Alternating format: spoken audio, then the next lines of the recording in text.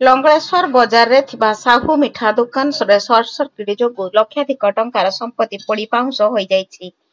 ଘଟଣାର ପ୍ରକାଶ ବଣିଆଡିହା ଗ୍ରାମରେ ରମେଶ ଚନ୍ଦ୍ର ସାହୁ ଦୀର୍ଘ ବର୍ଷ ଧରି ଲଙ୍ଗଳେଶ୍ୱର ବଜାରରେ ଏକ ମିଠା ଦୋକାନ କରି ପରିବାର ଗୁଜୁରାଣ ମେଣ୍ଟାଇ ଆସୁଥିଲେ।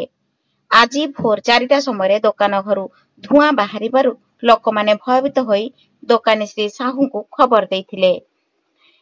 ଶ୍ରୀ ସାହୁ ସଟର ଖୋଲିବା ପୂର୍ବରୁ ସବୁକିଛି ନିଆଁର ଆଁ ଭିତରେ ଭସ୍ମୀଭୂତ ହୋଇଯାଇଥିଲା। ଚାରିଆଡେ ଧୂଆଁ ଓ ଦୁର୍ଗନ୍ଧ ପରିବେଶ ସୃଷ୍ଟି ହୋଇଥିଲା। ଗ୍ରାମର ଯୁବକମାନଙ୍କ ଦ୍ୱାରା ନିଆଁକୁ ଆୟତ୍ତ କରିଥିଲେ। ଦମକଳ ବାହିନୀ ଘଟଣାସ୍ଥଳରେ ବିଳମ୍ବରେ ପହଞ୍ଚିବାରୁ ଲୋକଙ୍କ ମଧ୍ୟରେ ଅସନ୍ତୋଷ ଦେଖାଦେଇଥିଲା। ଏହି ଅଗ୍ନିକାଣ୍ଡରେ 2ଟି ଫ୍ରିଜ, ବଡ଼ ଶୋକେସ୍, ବହୁତ ଗୁରୁତ୍ୱପୂର୍ଣ୍ଣ କାଗଜପତ୍ର, ନଗଦ ଟଙ୍କା ପୋଡ଼ି ପାଉଁଶ ହୋଇଯାଇଛି। ତୁରନ୍ତ ଆର୍ଥିକ ସହାୟତା ଯୋଗାଇ ଦେବାକୁ ବଜାରବାସୀ ଦାବି କରିଛନ୍ତି। ତହସିଲଦାର ଜନକ କୁମାର ନାୟକଙ୍କ ନିର୍ଦ୍ଦେଶରେ ବଳରାମପୁର ଆର୍ଆଇ ନଟବର ଦତ୍ତ ଘଟଣାର ତଦନ୍ତ କରିଛନ୍ତି। ସବୁ